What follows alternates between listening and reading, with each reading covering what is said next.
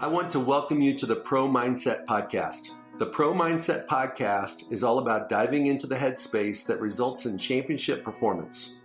High-performing athletes, winners, have this mental flow and have a positive headspace for their performances and success. Join me, Craig Domann, sports attorney and NFL agent, on this podcast. I will interview pro athletes, college athletes, football coaches, and sports personalities.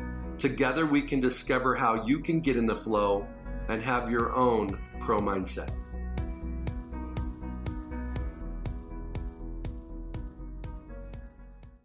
Let's dive right in, Duke, to sharing with everybody, what do you do for the Tampa Bay Buccaneers? What's your title and what is your role? I'm Director of Player Engagement with the Tampa Bay Buccaneers. In title, that's what it is, but in essence, the role is pretty multifaceted. I see my job as one who really the goal is to help guys matriculate into the league successfully, develop as professionals sooner than they would on their own, and really just help them maximize their opportunities while avoiding pitfalls along the way, man. I think it's a pretty simple aim, but it takes a lot of forms and fashions with how we execute that here in Tampa. But really the goal is to help grow these guys up sooner, and I think that would naturally kind of result in a higher level of production that we get from them on the field, while at the same time keeping them in a headspace and in a heart space where, for the sake of their lives, they're grounded and knowing who they are as men from an identity standpoint, to really put themselves in a position to be successful, leading families and businesses and communities and everything else in perpetuity for the rest of their lives.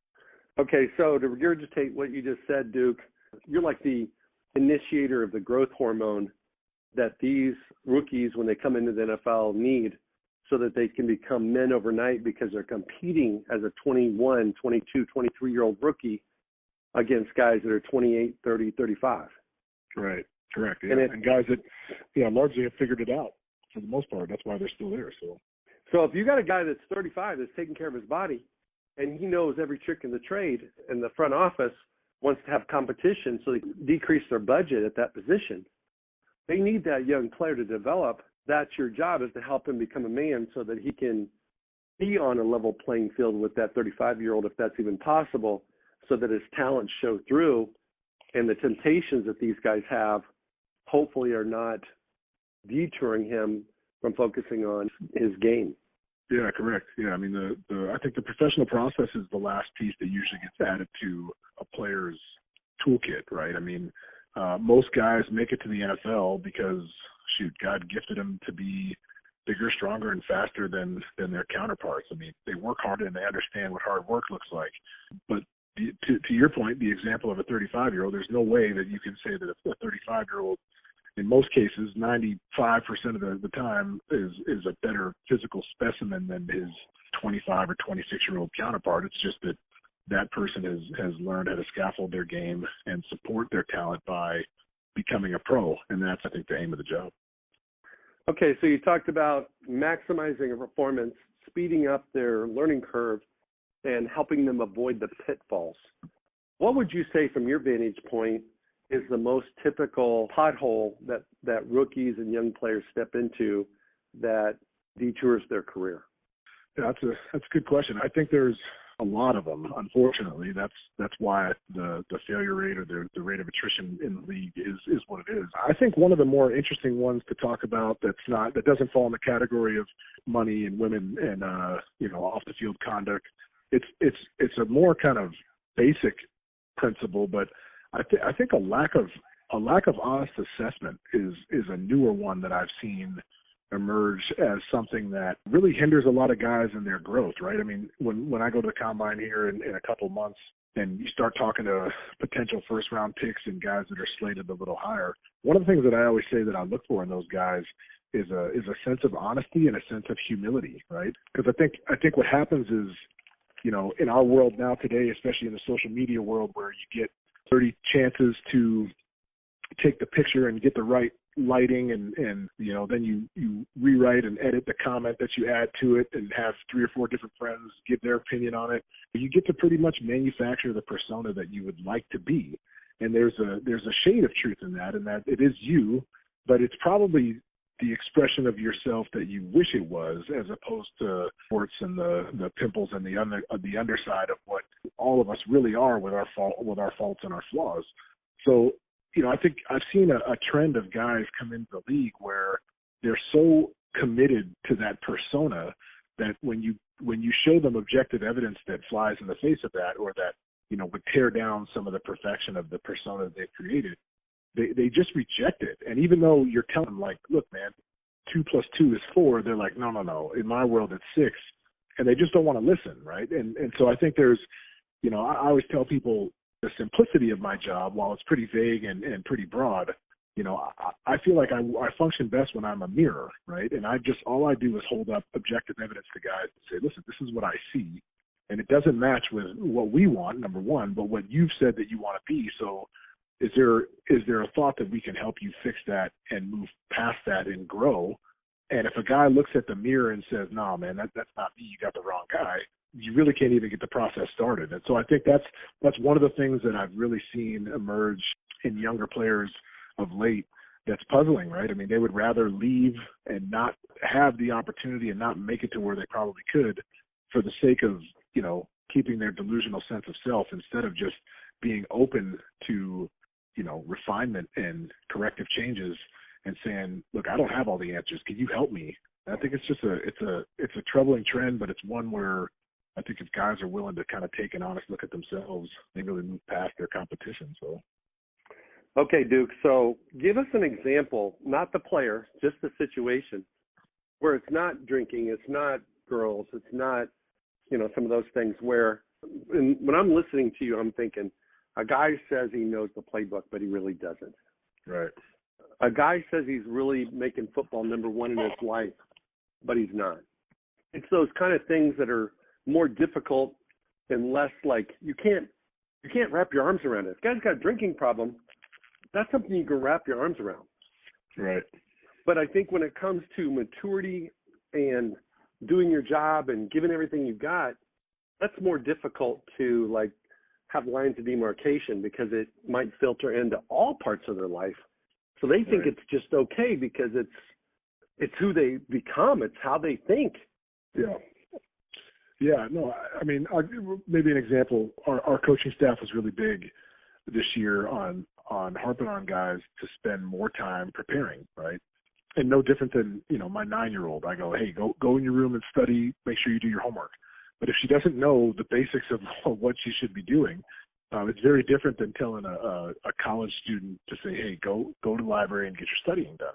Right? They've likely had an opportunity to learn some skills, learn some study techniques with flashcards or memorization or whatever it is, right? So our young players this year, amidst our head coach and our staff, really harping on guys to spend the extra 15, 30 minutes of preparation, watching the tape, in their playbooks, in the game plan.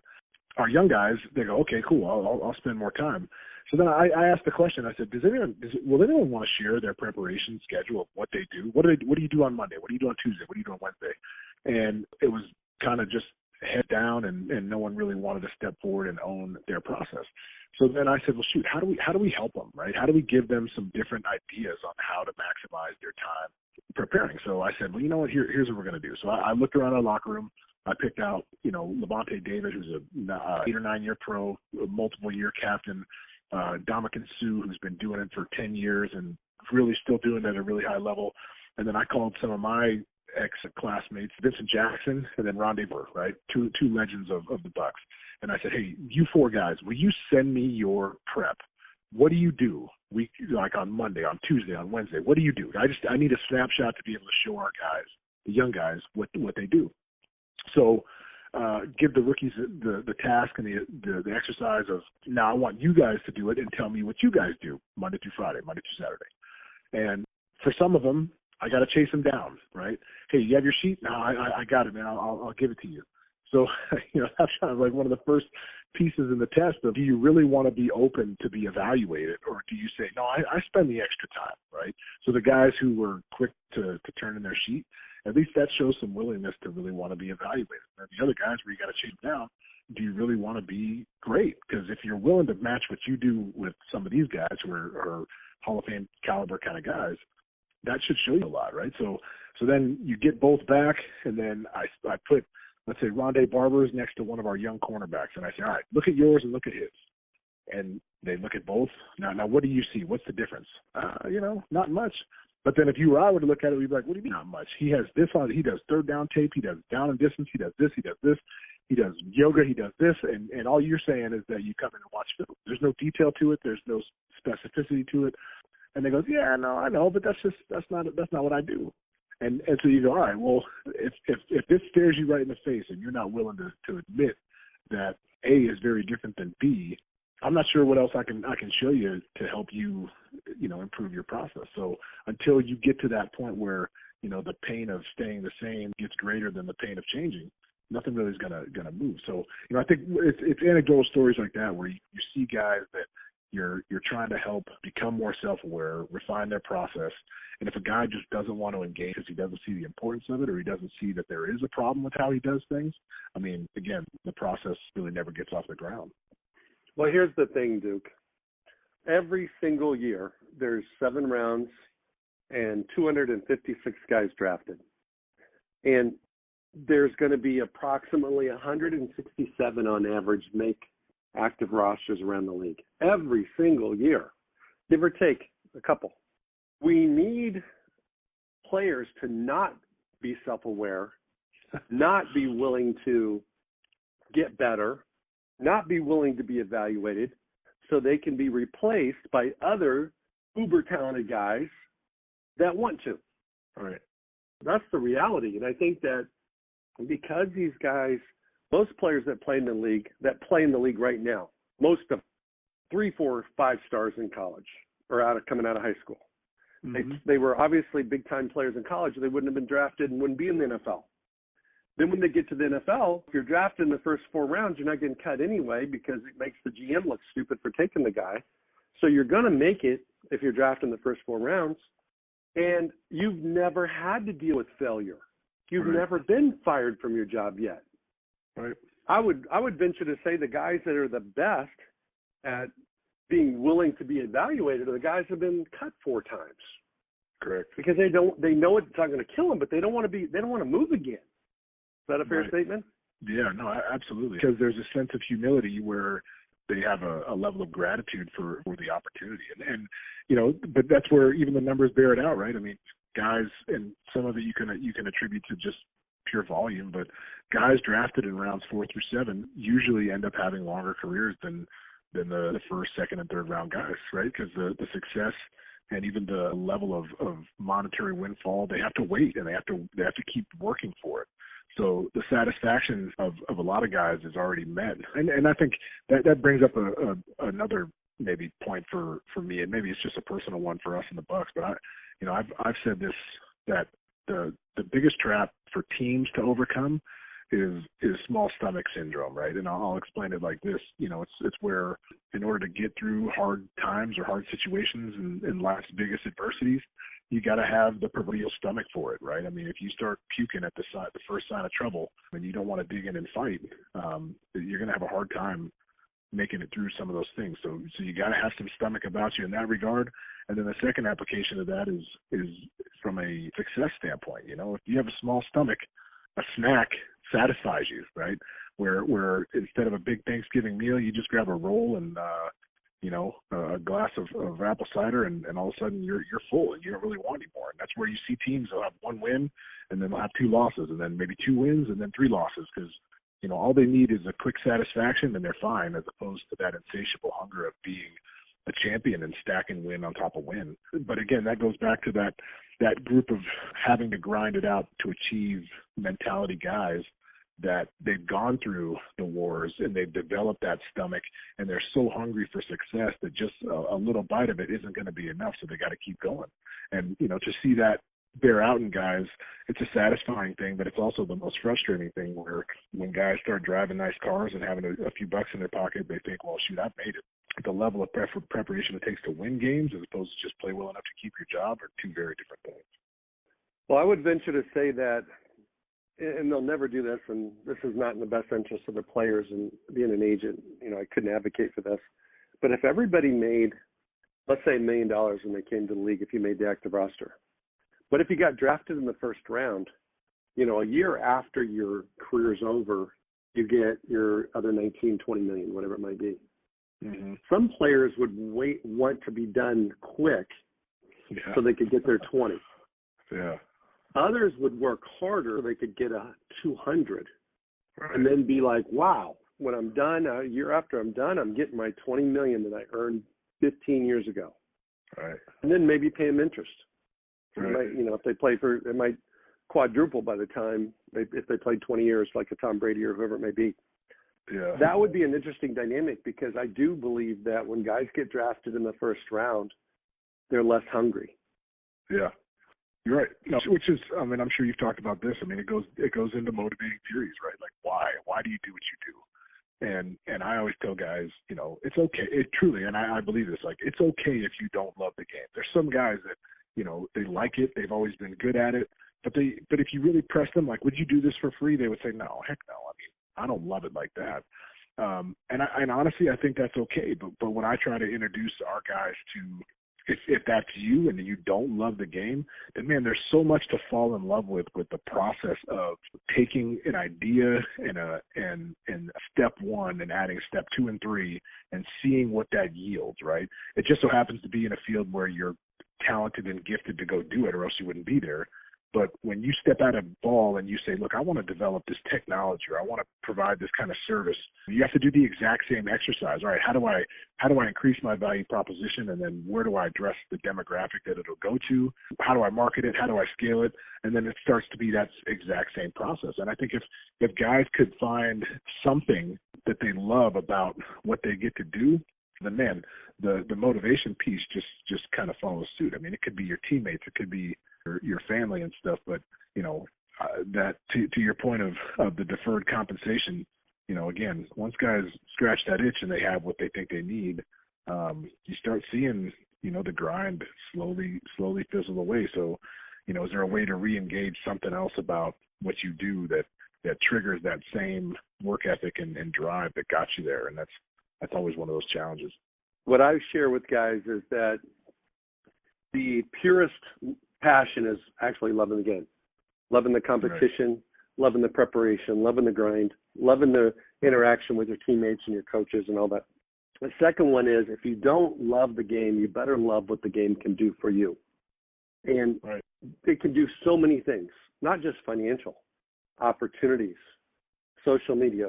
Depending on what they want to do, the game can be a springboard for whatever else their passion might be. Right. And then the third thing is, when you come to that time when your passion for something else is more powerful than the passion you have for the game, that's the beginning of the end of your career. Yep. Because you could love hunting, you could love fishing, golfing. All these things are good things. But if you have a choice between watching extra film or going and playing another round of golf on your off day, that is the beginning of the end. Right. And what you have to do is put the passions that you have in other things in perspective of, I can do that during the off season. I can do that every single day when my career is over. Every day. So if I play for 10 years and I'm 32 years old, I can do that for 30, 40 years. And if a guy can't do that, he's not going to stay in the NFL very long. Right. Yeah, no question. Okay. So let's go back to, you have such a great handle on, how guys can design their lives so they can maximize their opportunity. Kind of give everybody a sneak preview into what do you do when you have rookie orientation? I'm not talking about bringing in other people. I'm not talking about introducing them to, a financial advisor. I'm not talking about, hey, don't blow all your money. What are kind of the principles that guide you in managing a new class of rooks? Yeah, no, that's a good question too. I think the external guidance and, trying to lay corrective measures or just sound teaching and wisdom over broken people in a lot of ways is just a fleeting effort in my opinion. So, from a financial standpoint, you could teach guys all day long about stock market and what different investments look like and how to make sure that they have a budget and stay within it and and everything else. But anyone that knows anything about money or finances says that, you know, it all comes down to habits and what you do on a daily basis, right? So, and if a guy thinks that, you know, the new Ferrari or new C-Class Mercedes is going to make him feel better or be better or achieve a level of success that he's always dreamed of, he's going to buy it, right? So I think no matter how much sound wisdom you put around guys,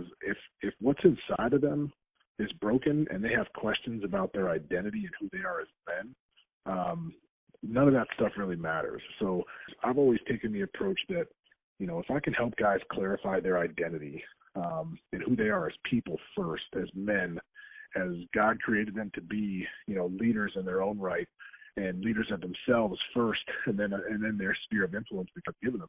That's how I feel like the best way you can approach these young budding professionals to help them navigate the waters that are going to come up against them, right? Like, you know, and we dive down into some really basic fundamental questions of life.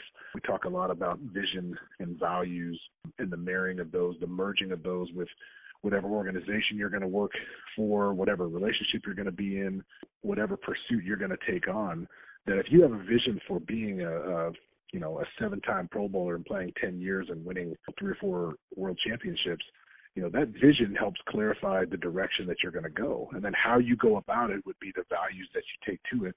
And once those are in sync, it really helps your decision-making process. If you want to be one of the best, then hanging out on Friday nights till 2 o'clock in the morning and then dragging in with booze still coming off your breath and you know, barely coherent in the Saturday walkthrough, like, that's not the way to do it, because it doesn't line up. So, you know, how much can we help these guys and people in general taking that self-reflective exercise to say, look, like, who am I? Why am I here? And where am I going? I mean, those are 3 basic questions that I pose to my rookies every year. And if who am I is, well, I'm a ball player, well, then I ask, well, for how long? You know, even if you do it for the next 10 or 15 years, you're talking being 33, 38 and not knowing what end is up when you're done, because that's all you've ever known. So the more that we can help them identify their core characteristics of what makes them men, you know, I use a really simple definition with some different manifestations of it, but, you know, that a real man rejects passivity, accepts responsibility, leads and loves courageously, and invests in things that last. And that's a definition that you can achieve as a hauling garbage or working at the grocery store or playing in the NFL. And if that's our measure of, go ahead. Say that one more time. Which part? The definition part? Yes. That if a man's definition is one who, you know, rejects passivity, accepts responsibility, leads and loves courageously, and invests in things that last, and it doesn't matter if you're playing ball or doing a number of different other things, you can achieve that. I challenge guys in four capacities of a whole man. You know, the first capacity would be that of a warrior, which guys are usually pretty good at in this football environment, where they can line up, they can fight, they can endure, you know, they can bloody themselves and keep going, right? So a warrior is one piece. The next piece is a ruler or a king. So how do you rule? What's your leadership style? Do you step in and say what needs to be said? Do you let stuff pass that needs to be addressed? But a king is the second piece, and then the third piece would be a friend. You know, can you come alongside somebody else and walk with them and bury some of their burdens? And then the last piece is a lover, right? And not in the bedroom sense, but, you know, can you be soft? Can you have emotions that filter into other people and even break you down to the point of tears, right? Are you comfortable in those settings with a little girl to be able to sit down and talk to her and have that softer side, or do you only have, you know, your sword and your shield ready to go to fight? So, you know, if you're missing one of those capacities, I'd say you're lacking in an area as a man. So, you know, those are some basic kind of principles that we try to guide the guys through and at least challenge them to think about, right? Because our world and in the media at large, you know, you don't hear those things on a daily basis. But one of the ways that I've been able to get to those things, have the guys have a palate to hear me out on that, is I always ask them, I do an exercise where I tell them to write down who the best man they know is, and then the characteristics that define that person. And every single time, it's a guy that has sacrificed, has given up for, that walks with integrity, that leads, that loves, every single time, right? So if a simple question like who's the best man you know lends to that, then why is it that at our first opportunity to step into that, we go buy fancy cars and chase girls and, want to drink and party and smoke and do those kind of things. So, and again, I'm not vilifying those. It's just trying to rewire why they're here and what they're really trying to pursue. Boy, that is outstanding. You have, I'm not even kidding, Duke. What you've just said in the last 5 minutes is like gospel. And it's not just for football players, it's for everybody. Well, let's talk about, you're going to the Shrine Game Hotel tonight to interview some young men. You're going to go to Mobile next week and do the same thing, and then you're going to end up in Indianapolis, and we're going to get together for some shrimp and steak in Indy. Absolutely. What are you looking for, and how do you find it? When you sit down with a young man, you're not the guy that's evaluating their tape. You could, but you don't. You evaluate their minds. You evaluate their motivations, their personalities, their characters. Describe, how do you do that? How do you get the best information? Because they're all coached up by their agents. Right. They're coached up by the media. They're ready. They're ready for you. Yeah. And you probably get the same canned answers from most of the guys on the front ends of your interviews. Right. Tell me about yourself. What's your greatest weakness? All those type of things. In some respects, they're icebreakers, but they don't tell you anything. Yeah, right. So how do you do that? Yeah. I mean, the first thing I'm looking for in Indy is you to pick up the check when we go eat. But you got that. I'm just kidding, man. It's my turn. I'm just kidding. So, no, I think the combine and these player evaluations they can be difficult because, like you said, I mean, guys have been coached and groomed in terms of what to say and what not to say. But I'm pretty off script, man. I've done it for a while, and I've sought some guidance from a bunch of different resources, and then I've just kind of thought, like, all right, if I'm trying to find this, how do I get to that, right? So some of the characteristics, like I've already talked about, humility, a sense of honesty. Some of that is feel, some of that is asking a guy, like, all right, you get drafted in the second round, they hand you $1.5 million signing bonus. What's the first thing you're going to buy? And if that's a home for mom, if that's a car, if that's nothing, I mean, that tells you something. But even that, some of those things can be coached up. One of my favorite questions or things that I try to look for is guys that can think critically and problem solve. So I've developed a couple different riddles to get to that, where you're asking a guy to think on his feet and solve a problem, maybe an open-ended one, where they can show you how they think, right? I've even done stuff with the water cups on the table and filling up two and leaving the third empty, and asking guys to figure out how would you measure this and seeing just how they think on their feet. One of my other favorite ones is I'll ask for a word definition. My favorite word definition that I ask for is I ask them to define the word ambiguous. I found it in a list of words that every high school senior should know. And so here's a guy that went through at least 3 years of college. And so I just asked, do you know what the word ambiguous means? And it tickles me because you're trying to make a clear definition for a word that means vague. So that makes me laugh. But, what's the best answer you've ever gotten from that question that you can remember, or the worst, or the funniest? I think with the word definitions, you'll get guys that go, man, I don't read, man. Like, I don't know what any of that stuff means, and they'll just kind of totally punt. There's some other guys that will admit that, they used, they tried to befriend a couple cute girls in class to help them out. Those kind of things are always fun, because then you get a guy that really kind of starts showing you the truth of who they are. I'll ask questions that kind of point to a growth mindset in a guy versus a fixed mindset in a guy. And the example of that is, I'll ask a setup question and I'll say, are you any good at math? And usually guys will say, no, I'm not. So then I put them in a mindset where they're saying, I'm not good at math. And then I'll ask a question that's as simple as, like, do you know the square root of 9? Right? Like, that's not a math question, because you learn those in 4th or 5th grade and you never use them. But it's a memory question more than anything. And then certain guys, because they said they're not good at math, as soon as I finish the question, they say, yeah, I don't know. And then if you press them, come on, man, what do you think it is? I don't know, 3? And you go, yeah, you're right. And they go, I don't know. But they're telling themselves it's math. I'm not good at math. So therefore, whatever you say next, I'm not going to know. And that would point to a fixed mindset. I'm a corner. all I play is press. If you want me to play zone, I'm not going to be very good. That would follow suit that's how a guy with a fixed mindset would probably think. Versus I played mostly press in college, but I haven't had the opportunity to play zone yet. But when I do, I'm going to be just as good at that as I am playing press. So if you can dig down and find some of those things with guys, I mean, I'll ask about support system and I'll see where they land with that. And then our scouts usually do a great job in having a jacket on a guy, and I know if mom and dad are doing well, if they're in jail or doing different things. And then if they say, yeah, I'm a ride with mom and dad no matter what, and, dad is locked up and mom's been in and out of prison, you go, man, that may not be the most beneficial support system. And if this kid isn't willing to break ties with even the hardest of things, he may not be the best fit from a life standpoint, just based on his allegiances, right? So there's no problem with having parents that aren't doing great, but I'd like to see a guy that has a little bit more problem-solving skills and critical thinking to say, like, I'm going to go a different direction because, I have a different vision for my life. So those kind of things are interesting. What you're talking about is also very relevant to free agent acquisitions.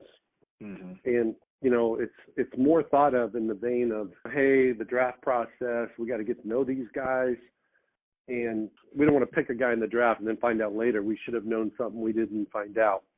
But it might even be more important for the vets because you're spending so much more money on those guys. Right. So let's just take a guy that, back in August, Antonio Brown. Yeah. Back in August, things kind of went sideways and haywire with the Raiders and briefly with the Patriots. And, he worked out for the Saints, a month or so ago and brought a posse with them after they asked him not to. Yeah. What is the fatal attraction that players have to posses? And how do they do. And so how does that, describe for me what your perspective on that is. Is it a good thing? Is it a bad thing? It could be good. It could be bad. Obviously for AB, it turned into being bad. So I'll let you answer that. Yeah. No, I think the posse thing can be it's decent enough and it's somewhat neutral if it's a loyalty thing, right? Like guys that you've been running with from day one and therefore they know you better than anyone else. And in some respect, that group of people are going to shoot you straight. Where I think it usually falls apart is that most guys are the financier of the group's fun. So if you're the meal ticket, I mean, it's pretty uncommon that someone within that group is going to tell you something that they're afraid that you might not want to hear, because then there goes their piece of the pie, right? So that phenomenon is interesting. I think with AB, man, like, and really any guy, one of the things that I like is when I look in a guy's rap sheet or background and he's had some legal run-ins. He's had something go wrong in college where he got in trouble or something along those lines. And I always ask a guy, I'll ask him, well, what happened? Because I have what I read here, but I want to hear what happened from your perspective. And then so I want to see how closely it matches up.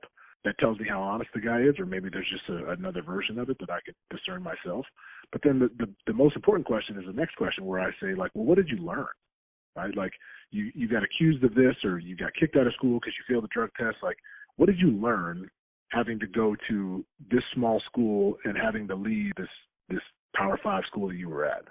And if they say, oh, man, it just sucked having to ride a bus and blah, blah, blah, then I'm like, I mean, I don't know if you really got it, man. Like, so with Antonio Brown, same thing. I would ask, well, what have you learned? What have you learned in the process of losing opportunities and everything else? And based on that answer, you kind of have an idea of what guys are, where their headspace is. And I think the people that they run with, if they're there to hold them accountable and help them, that's a positive thing. If they're there to just enjoy the fruits of the NFL and, catch some crumbs from the table, that's a different thing. And that usually ends up playing itself out in the first 2 or 3 years, and guys shrink their circles, and those guys have to go start their lives over again. And that's a tough deal for usually everyone involved. Absolutely.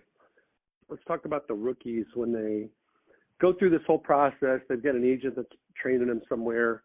They're getting smoothies after every workout.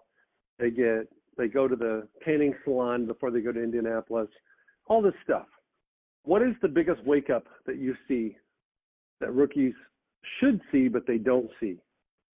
Maybe their agents don't prepare them for it. Maybe the process kind of lends them into it, trapping them into a certain mindset that's not reality.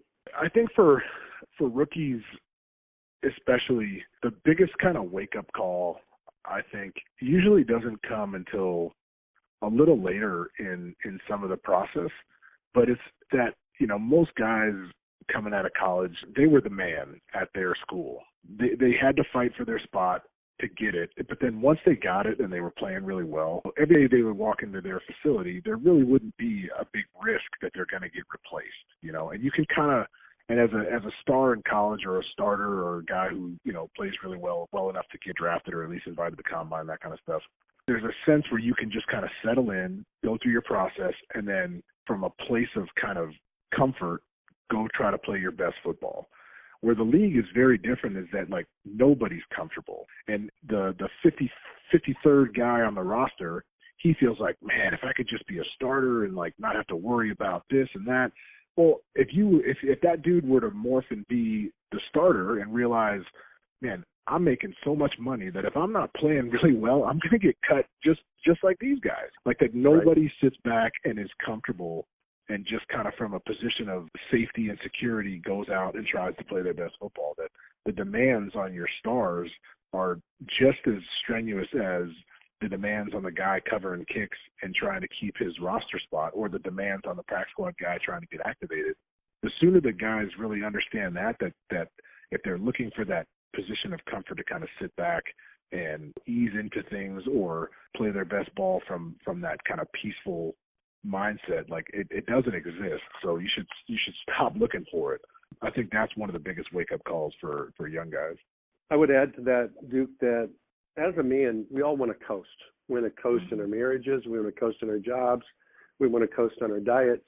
We want to coast on everything. And I think, I've asked guys many times, hey, when you were back in the day when you were playing high school football, if you got the flu and you couldn't practice on Monday or Tuesday or Wednesday, you show up to school on Thursday and you do the walkthrough, and on Friday night, what were you thinking was going to happen? The coach was going to start you? Oh, yeah, I was going to start. I started. Okay. Right. Then you go to college, and let's say you start early in your career, and you show up for spring ball before your senior year, or you show up for camp in August your senior year, your last year. Where do you line up? When they say one to get out here, do you go out there? Oh, yeah, I'm the guy. That's the climate that they're coming from. And they're going into a new ecosystem in the NFL that you just described. That is, your job is on the line every single day, every practice, every drill, and every rep. And if you can't synthesize that in your mind, it's not going to be long before someone else takes your job. Right. And that's why guys like Tom Brady can play forever, because they show up and they have a 20-year-old spirit, and they know that nobody's given me anything. Right. I mean, gosh, did you see Sean Payton talking over the weekend when he was getting asked about his two backup quarterbacks that he thinks are starters. Right. And so here's Drew Brees, who's the all-time passing leader in a couple different categories, and he should go to the Hall of Fame. He's got two guys breathing down his throat. He's got to look over his shoulder at those guys because the coach is talking about how sexy they look. Right. Right. Yeah, especially when you get bounced from the playoffs with a team that everyone thinks you should beat, no doubt. Yeah. Yeah. And you got guys like Joe Montana who get basically kicked to the curb. Right. Peyton Manning was given up on in Indianapolis. So it happens to everybody. Yeah, no, that's and that makes me think of I had Derek Brooks. I usually have him come in and talk to the young guys, and Derek is one of the fan favorites and really like one of the best players to ever come through our organization. And he made the point with the guys, right? Like, the name on the back of your jersey is always yours, right? But the number is just on loan, because he was let go at the end of his career, right? You're talking about Joe Montana. You're talking about a number of different guys. Even there was Robert Kraft made the statement. I sure hope that he either retires or comes back here. It's like there's a ton of Tom Brady jerseys that could go up in smoke if he's a Buccaneer or where did that coach go? New England, right? Or New York. There's so many different things that can happen in the guy's career that that ends up really, really challenging the notion that you are first, foremost, and always a ball player. But if that's what guys put their stock in, it's a tough road when it's done, man. So, but that's where the discomfort, daily discomfort, makes your time in the league such a grind, right? And it really is like dog years, where every year can be 3 or 4 or 5 different seasons of life or years on your life, just because of the strain of daily competition and daily having to be, at your best. That's why it is such a thinking man's game and such a process-oriented thing where, pros last, talented guys have a quick experience and then they find their way out. So, absolutely. Duke, what's a question that you would like to answer that I haven't asked? When I sent you that text and, hey, I'm going to call you in 10 minutes, you're like, oh, I want to make sure I think you might ask about this, but I haven't asked about it.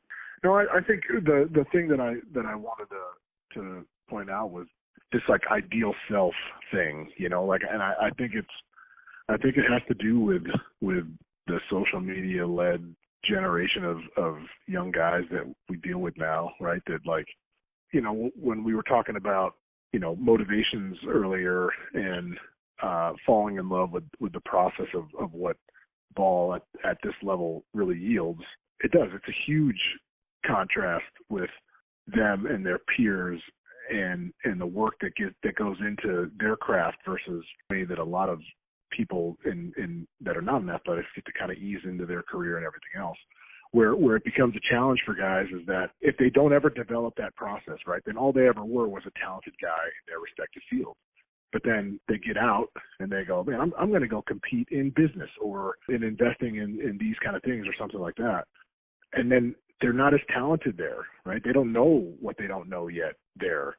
And so to then try to compete in that environment where they would be like, a 5-flat 40 guy playing defensive back, it's not even a challenge because then their peer group has also been doing it for the last 6, 7, 8 years while they haven't done it yet at all, right? So that's another reason why I end up spending so much time diving into guys from an identity standpoint and then a professional, like helping them build up a professional process and presence, because when they step out, they can humble themselves, take the entry-level job, or humble themselves to just go sit and learn from someone before they throw their money into a project, and then apply that same developmental process to something else now because they've seen it work in an area where they were naturally skilled for. And the saddest thing for me is when, you see guys that all they are is the flash and pomp and circus of playing the NFL, and they're so reluctant to say, oh, I don't know better, or I'm above that $50,000-$60,000 a year job because I need to make $150,000-$200,000 a year to survive. And then they miss the opportunity to go learn and take the baby steps to success, kind of like they did playing Pee Wee in high school and college football, right? So to develop in step, it's a huge opportunity for them. Well, you're teaching them how to be successful. You're teaching them a process and a system to be successful in the NFL that carries over to life after the NFL, as long as they have some humility about themselves and understand this is a new field they're playing on. Right. This is something that they haven't been working on for 25, 30 years like they did football. Right. And that if a young man showed up at the Buccaneers complex and let's say he could run 4.1, let's say Bolt, 100-meter world champion, maybe the fastest man on the planet, showed up, he would still have to learn how to play football. Yeah, because someone would jam the dog out of him at the line. Yeah. Right? Yeah. He'd be jumping off sides, and he still have to learn the art of playing football, even though he's got all the raw materials to be maybe the best that ever played. Yeah. And so when you got in the business world, you kind of got to take the same approach. So, Hey, Duke, I want to thank you very much today for your time. I know you're a busy man and on the road and doing your thing. I want to look forward to seeing you in Indy and have an awesome day. I appreciate it very much. Yeah, no, thank you for having me, man. This is fun. Thank you for listening to this episode of Pro Mindset. If you enjoyed this podcast, please subscribe, rate, and review this podcast. 5 stars, of course. You can follow us on our website, ProMindsetPodcast.com, or on Instagram, Twitter, and Facebook at Pro Mindset Podcast. Thank you so much for listening. We'll see you the next time.